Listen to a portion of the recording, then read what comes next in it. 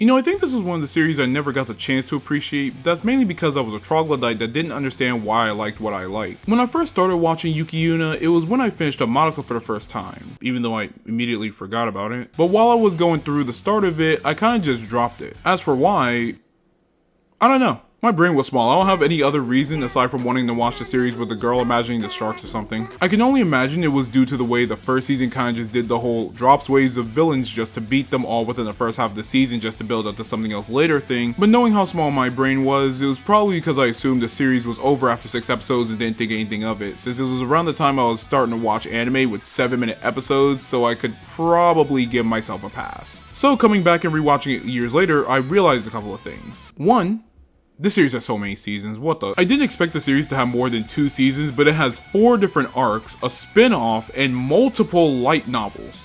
So you can see why instead of putting this out, I put the Nehelenio video out first. 2, no wonder people talk about this series with Sinful Gear. I never expected Yuki Yuna and Hibiki Tachibana to basically be the same main character just with different color palettes. However, now that I've learned to appreciate the series in a different light and actually finished going through all of it, I figured now was a perfect time to go over Yuki Yuna as a whole. That, and there was a specific certain scenario that I thought was interesting. So we'll be going over the titular main character of this series, Yuki Yuna is a hero, being, you guessed it, Yuki Yuna. So spoilers up to the 3rd season of Yuki Yuna. I'll go over history, hero, apocrypha when I feel like it. I don't want to do that right now. And with that being said, let's jump into the Hero Club. God, I hate that name.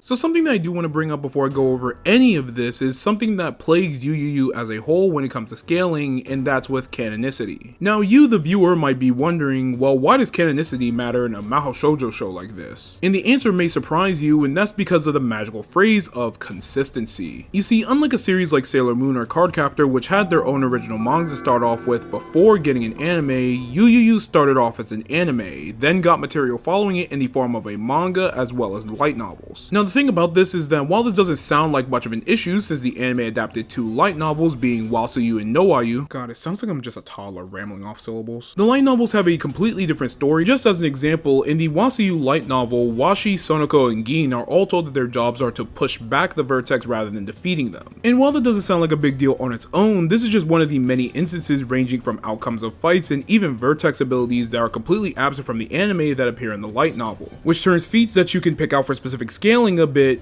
you know, goofy. So for the sake of this video, I'll go ahead and use all the material from YuYuYu, and that's mainly for a couple of reasons. 1, it's my video and I do what I want, and 2, the YuYuYu chapters, while written with a different story, was still worked on by Takahiro, with the only thing he didn't directly work on being YuYuYu. So it would make sense that we can at the very least reference the YuYuYu chapters for any sort of scaling for author's intent, but YuYuYu is a bit different, but that's something I'll just bring up every now and again.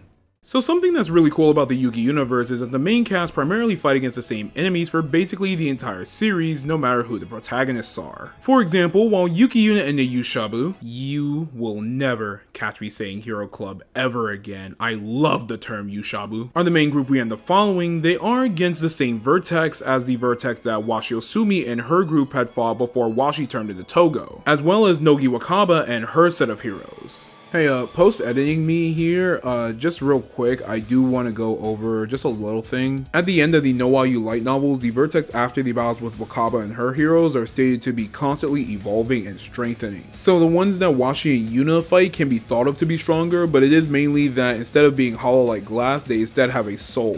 But assuming they were stronger, this is just a little side note if anything. What makes this interesting is that this allows every character to basically scale off of each other's feats from the vertexes. Now this doesn't mean that every every character is the exact same strength, but it does mean that every character who scales to these vertexes should have a relative level of strength to each other. In terms of strength, however, Yuki Yuna is just a menace beyond belief, being not only part of the latest group of heroes as well as having some of the more insane feats in the series. For example, she's able to completely overpower the Scorpion Vertex and toss it to seal it all by herself, being a vertex that's strong enough to fight against all the 5 original heroes in YuYuYu, with this vertex being stated that even if all the YuYuYu heroes attacked at once in Mankai, they wouldn't be able to damage it, alongside having more stamina compared to the heroes combined. With one of them being Takashima Yuna, a hero whose punches are stated to be comparable to nuclear weapons in Mankai prior to actually using Shuten Doji. With the activation of Shuten Doji, Takashima's power is increased dramatically, so much so to the point where in just 3 punches, she's able to completely destroy the Scorpion Vertex. And Wakaba compares it to being a trump card among trump cards, giving her potentially upwards of 5 Mankai's worth of amps with just it alone.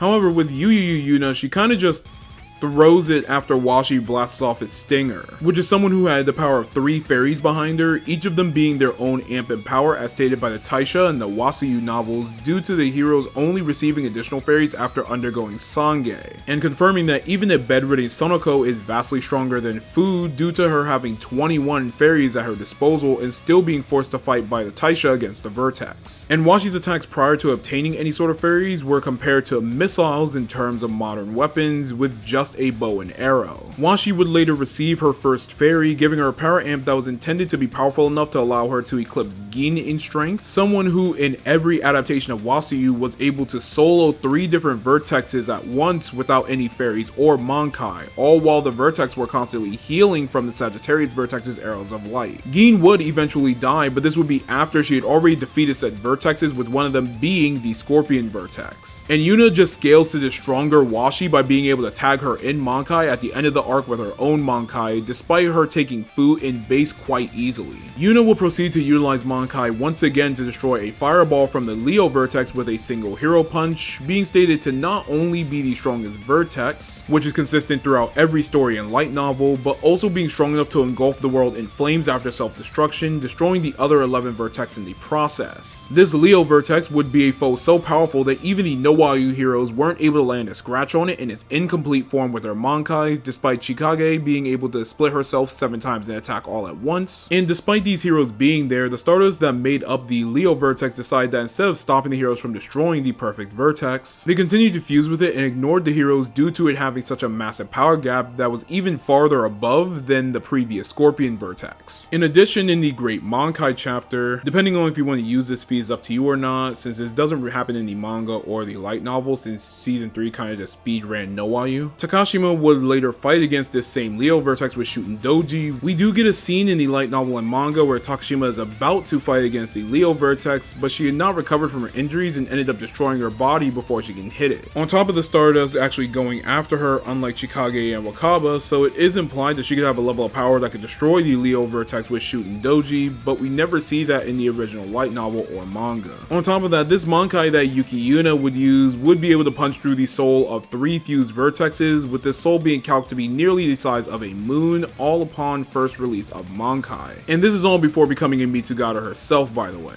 However, when she does fight at the end of the second arc, due to her not actually fighting throughout the hero arc, she gains the power of the Shinju, allowing her to use its power to remove the flames from the entire YuYuYu verse, something that's confirmed with YuYuYu, as the world of flames is created by the old gods twisting the logic that controlled the universe, with the divine tree being the culmination of the gods that favor humanity. While some people may have some issues with exactly how the statement is framed, this is coming from Hinata, a Miko who receives revelations from the Shinju itself, as is the entire point of the Mikos. This is also just confirmed with various characters stating that the Shinju created the earth, implying that the other heavenly gods created the rest of the universe that they have control over, while other sources state that the heavenly gods rewrote the logic of the world to make this world of flame. This power that she did receive, which I will dub for my sanity for any time I mention it as Divine Mankai, Mankai would also gain specific traits from other heroes, including even past heroes like Gin that allowed her to parry and overpower attacks from said heavenly gods, which the YuYuYu heroes, even with Mankai, couldn't completely deflect on their own, even though they were just powers from the other vertexes, needing to run through the attack with Karin and Sonoko and only making a scratch on the heavenly gods before they need to be immediately rushed to safety by Itsuki. On top of this is something that is confirmed to be over the gods, as the divine Mankai form does end up taking the entire life force of all of the gods that favor humanity, also confirming that the Shinju was dead and that all the powers that came from it were unable to be used.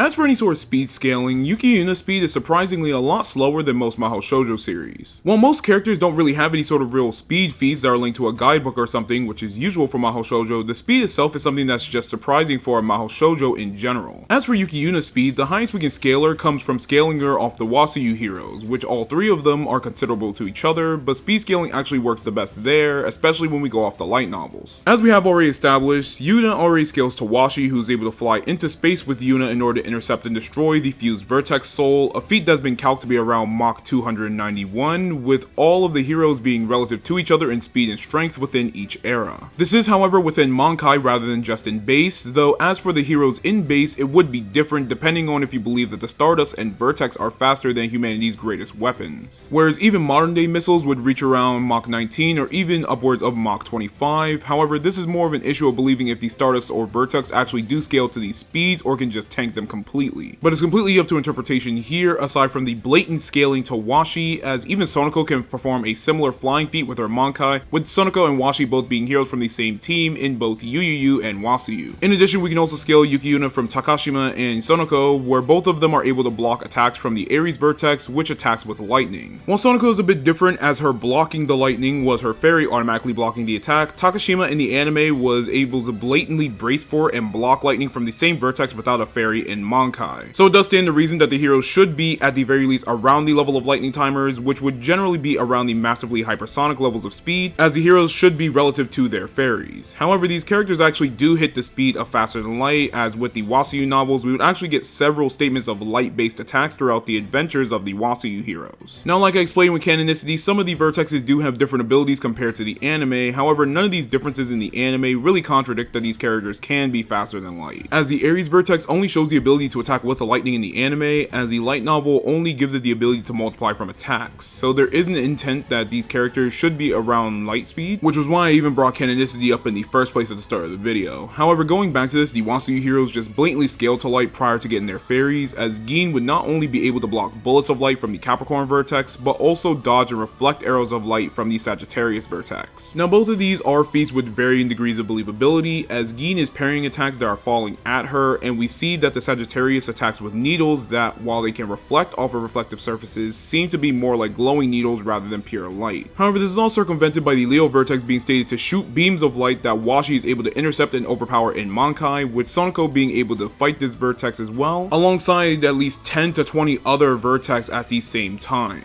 Ultimately, this light speed scaling for the verse depends on your belief of the canonicity of the light novels, but like I said, the two same people worked on the Washi chapter of the anime, so it's pretty safe to say these characters should be, or at the very least have the implication to be around light speed, if not much faster than it. Alright, hacks time. The YuYuYu verse has a bunch of hacks, however the most important one that we know of is the ability of Mankai. All out blooming Mankai, it's all the same thing, use whatever name you want for it. By activating this ability, Yuna gains the powers of the fairies and is able to get a massive power increase, so much so to the point where she's able to punch through the soul of multiple fused vertexes, with the soul being so massive that it floated in space during the sealing ritual after they had stunned it. However, in addition to this power increase, it would also give her inherent access to flight on top of that enhanced strength, though she is only able to use it as a battle goes on when it charges. As for reference as to exactly how strong of an increase this is, this power amp would allow Washi to stand toe to toe with the Leo Vertex in both adaptations of WASUYU, with that Leo Vertex being leagues above the Scorpion Vertex that Gin fought, but even allowing characters like Takashima and Wakaba to quite literally solo groups of vertexes by themselves at the end of Nowayu, with each of them taking 3 each before thinking of going against the Leo Vertex. The Yushabu would later get an upgrade upgrade to this hero system, with this upgrade being more of a buff and a nerf at the same time. As prior to this upgrade, they would need to wait for the energy to charge in order to activate Monkai, but now they would no longer need to wait for the Monkai to charge, allowing them to utilize it at the start of battle. However, after this release, they would lose the barrier of the fairy that protects them. This is also under a time limit, so they can't have it on constantly. However, it's unknown if that time limit is actually different than the time limit from the YuYuYu adaptation, where the time limit for Monkai with Takashima and Wakaba was 180 seconds in the anime. However, they wouldn't undergo Sange, which is an offering of a body part or a sense to Shinju after using Monkai, unlike previously, so that's a plus, I guess. On top of this, being a hero gives her access to a fairy, which not only allows for said Monkai, but also acts as a barrier for any attack aimed at her. In addition, these fairies do not require the heroes to directly call on them to defend them, automatically summoning themselves to defend from any attack ranging from an actual vertex attack to even attacks on themselves. Even things that wouldn't necessarily be classified as an attack that are still life-threatening would still be blocked automatically, ranging from even self-harm with a blade or even poisonings, as when Washi tries to, I kid you not, kill herself with carbon monoxide poisoning and overdose, only to still be left alive due to the fairy protecting her, so they do have some level of poison resistance or just invulnerability. This protection will also be displayed further within the hero arc, where Yuna jumps into a black hole, and despite her being in that black hole and a vertex being crushed in it, the fairy's barrier protects her the entire time, aside from when her soul's out of her body. In addition to all of this, Yuki Yuna is a Mitsugata, a being that was granted a body by the Shinju itself, with this body automatically having what's considered to have divine power within itself, in addition to implying that the Mitsugata has enhanced stats compared to any other human. In addition, her being a Mitsugata is also part of what they call the Yuna factor, passed down by the Shinju to every incarnation of Takashima Yuna that is considered to be a curse to all that is heavenly. Now, I'm not going to go over this too much, since this is something that even if you do go through the various source material and research for, there isn't really that much to go off of, and it's so unexplained that it makes it look like Lambda has entire thesis pages written on it. However, the main source we get is a diary entry from Takashima in chapter 16 of YuYuYu, so there's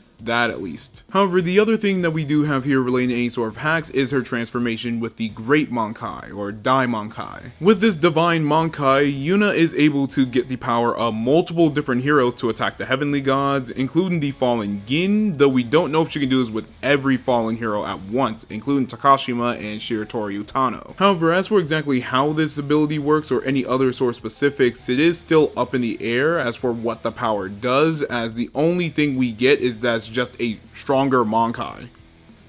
Yeah. Thanks for watching. I hope you enjoyed my mad ramblings on Yuki Yuna. Surprisingly, Yuki Yuna got to the same place I expected every other Mahou Shoujo to get to, being an absurd level of power that you can tell your friends just for them to not believe you, just for you to link one of my videos and they pog in disbelief. Unfortunately, we don't get data books this time. I'm so tilted, I swear to God. But as I have accepted, that's just the way the Mahou Shoujo goes. This video actually took a lot longer than expected, but that was because it just kept being put off for various reasons that aren't just me being lazy. I mean, it still is just me being lazy, but there's so much to go over, and like I didn't even know Nogi Wakaba existed until I looked up a specific watch order after finishing the Washi arc, so I was bewildered. However, thankfully, spending such long times on videos already means that you're expecting something else late anyway, so it do not matter. Next video will be the video based on what I initially wanted to go back over Yuki Yuna for, and will surprise some while not completely surprising others, so watch out for that one. In the meantime, be sure to like and subscribe if you enjoyed, or if you hated the video, leave me a Monkai sized dislike and comment why I'm the dumbest person you've ever listened to in your life, and as always, ciao.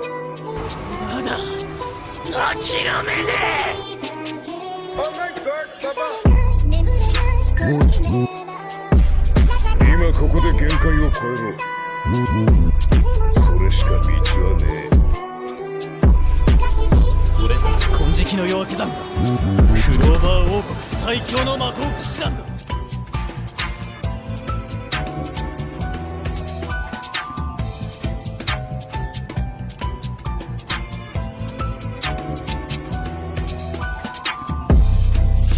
Whoop, whoop.